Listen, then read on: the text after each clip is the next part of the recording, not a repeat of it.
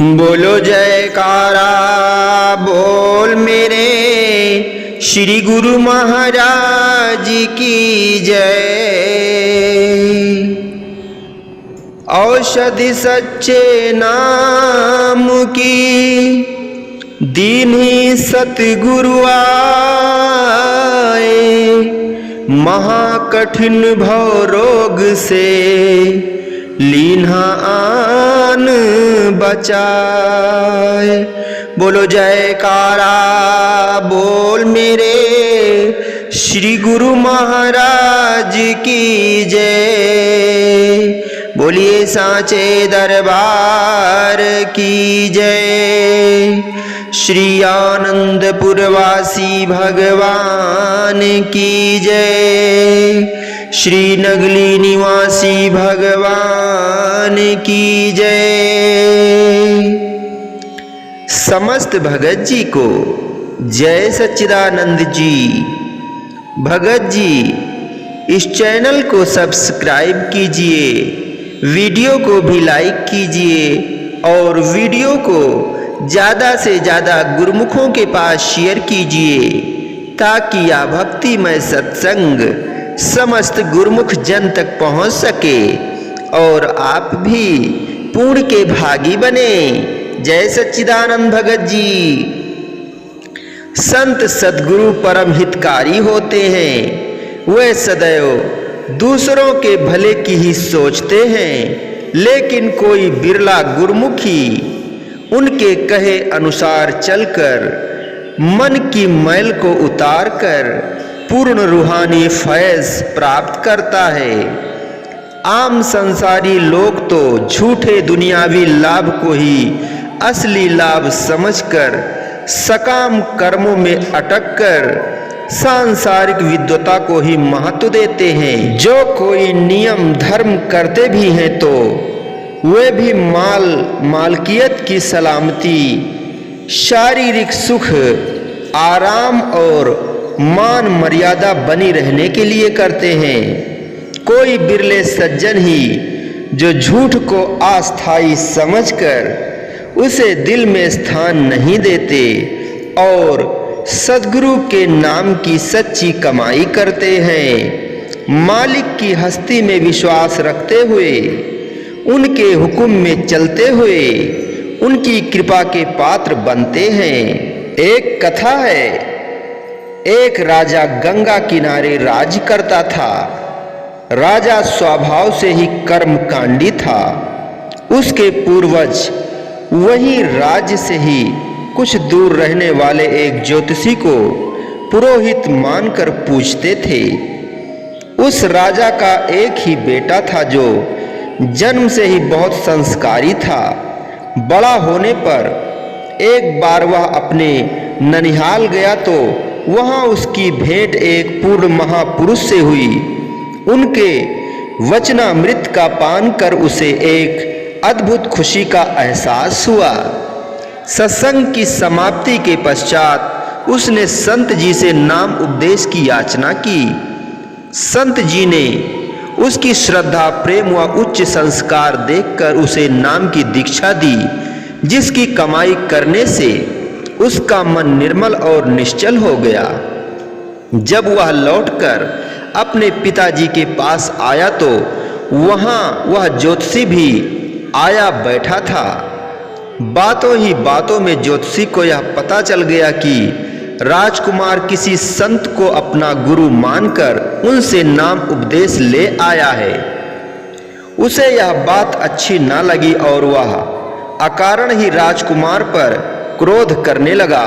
लेकिन राजकुमार उसके क्रोध करने पर भी पूर्ववत शांत ही रहा।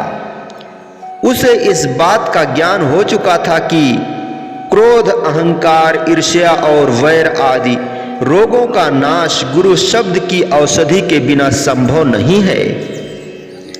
आंखों के बिना जैसे दर्पण का अस्तित्व नहीं, निगुरे के लिए सद्ग्रंथों का कोई महत्व नहीं।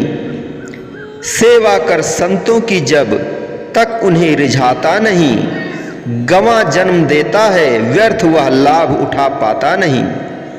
लाखों दीपक जले मगर अंधे को कोई लाभ नहीं। जैसे बहरा कानों से सुन सकता शब्द नाद नहीं। पोथी पुस्तक पढ़ने से मिल जाता आत्मज्ञान नहीं। संत शरण बिना ऐ प्राणी होना तेरा कल्याण नहीं। स्तुति निंदा में सम रहते जो विवेकी बुद्धिमान है। दुख सुख ना भरमाए उनको जिनकी दृष्टि समान है।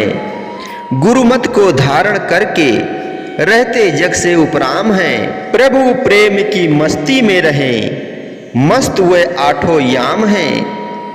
ज्योतिषी को पुस्तकीय ज्ञान तो बहुत था लेकिन भक्ति की बिल्कुल समझ नहीं थी, इसलिए उसके मन में अहंकार था, शांति नाम की भी नहीं थी।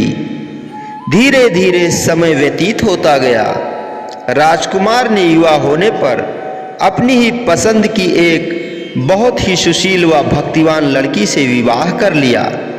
विवाह के उपरांत जब वह घर आई तो राजा ने अपने स्वभाववश उसकी जन्मपत्री उस ज्योतिषी को दिखाने की इच्छा प्रकट की।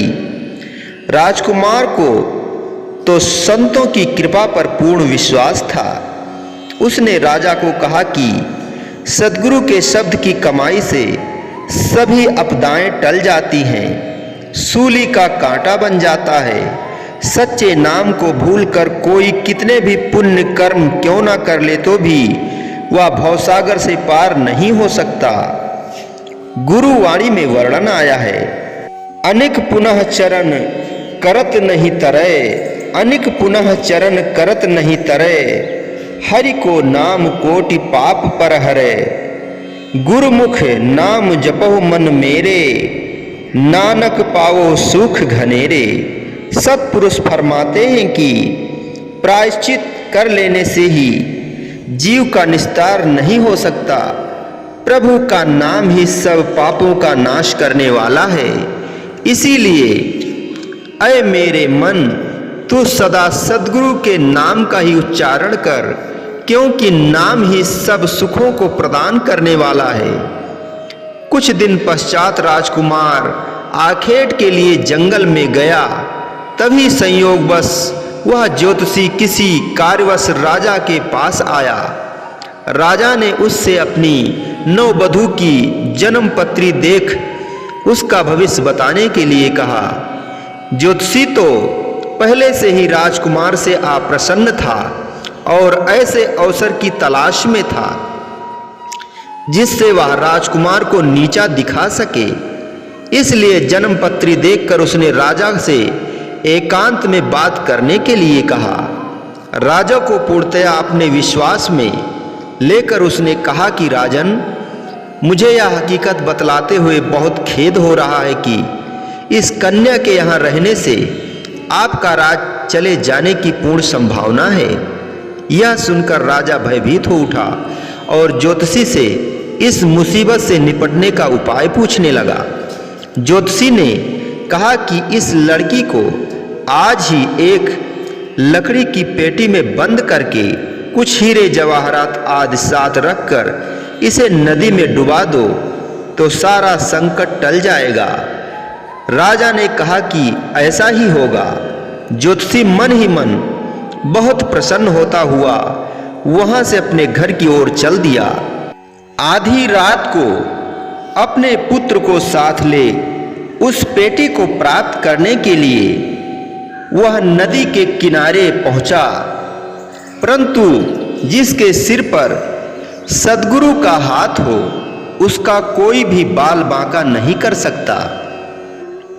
ज्यों ज्यों रूठे जगत सब मोर होए कल्याण, पलटू बार न बाकी है जो सिर पर भगवान। संत पलटू दास साहब जी कथन करते हैं कि सारा जगत भले ही मुझसे रूठ जाए तो भी अगर सद्गुरु की कृपा का हाथ मेरे सिर पर है तो कोई भी मेरा कुछ बिगाड़ नहीं सकता। उधर आखेट पर गए राजकुमार को वहीं रात हो गई। नींद न आने की वजह से वह भी साथियों सहित उस नदी पर टहलने के लिए आ निकला। अकस्मात उसकी दृष्टि बहती हुई उस पेटी पर पड़ गई। राजकुमार ने अपने साथियों की सहायता से उस पेटी को बाहर निकाला। खोलकर देखने पर अपनी ही पत्नी को बेहोश पाकर वह बहुत हैरान हुआ, किंतु इस बात में भी भगवान की रजा जान सब्र में रहकर शांत ही रहा। साधु का संग पाकर जिसके मन में शांति आ जाए, दुनिया की कोई भी आपदा कुछ ना उसका बिगाड़ पाए। राग द्वेष से छूटकर पग जो मंजिल की ओर बढ़ाए, हर जगह हर शय में खुदा का ही नूर उसे नजर आए।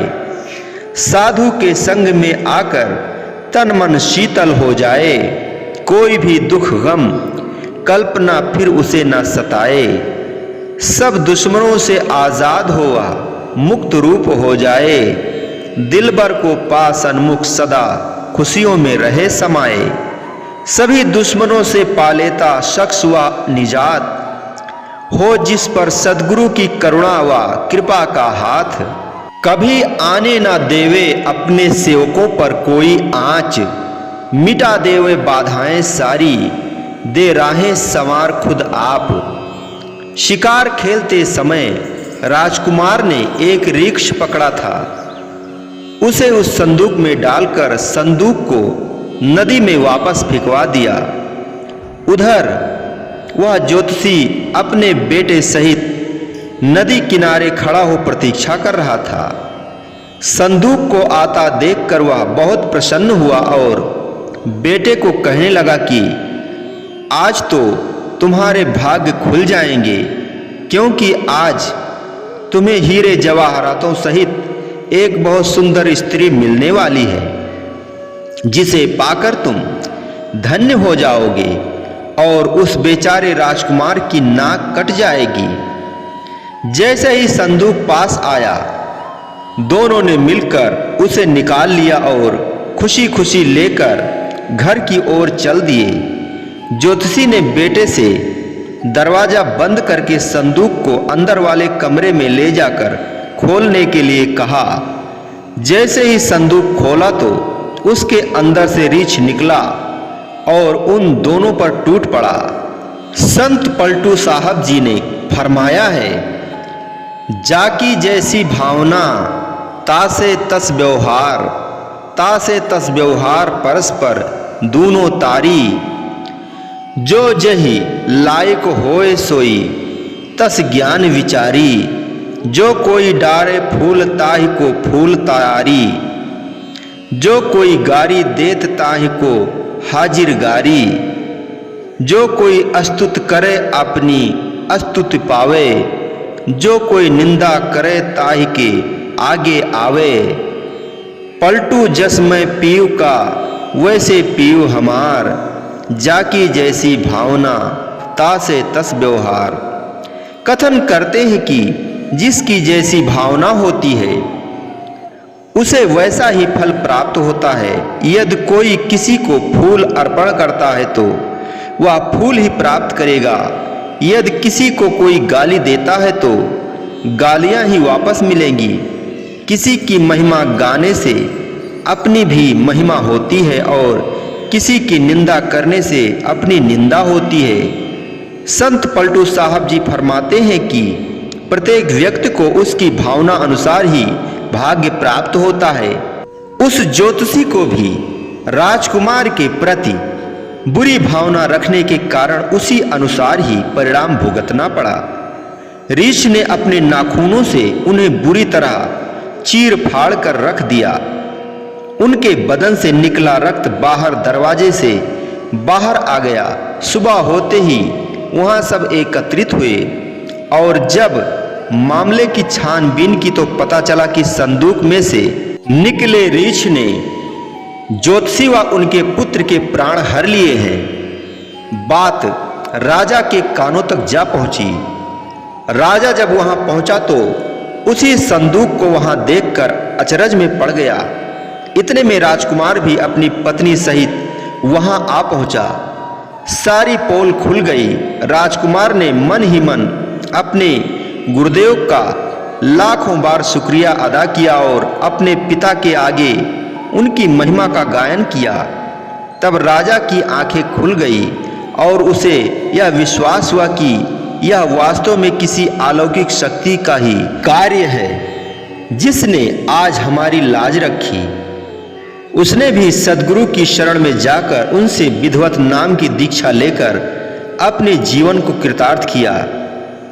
इस कथा से हमें यह शिक्षा मिलती है कि केवल पुस्तकीय ज्ञान प्राप्त कर लेने से ही मन की शुद्धि और नेक नियत हासिल नहीं हो सकती। इसके लिए समय के सत्पुरुषों से शिक्षा व ज्ञान लेना अनिवार्य है। इस कथा से यह भी स्पष्ट होता है कि बुरी नियत रखने वाले का दूसरा कोई दुश्मन हो या न हो, लेकिन वह स्वयं अपना सबसे बड़ा शत्रु सिद्ध होता है। बोलो जयकारा बोल मेरे श्री गुरु महाराज की जय। बोलिए सांचे दरबार की जय। श्री आनंदपुरवासी भगवान की जय। श्री नगली निवासी भगवान की जय। समस्त भगत जी को जय सच्चिदानंद जी।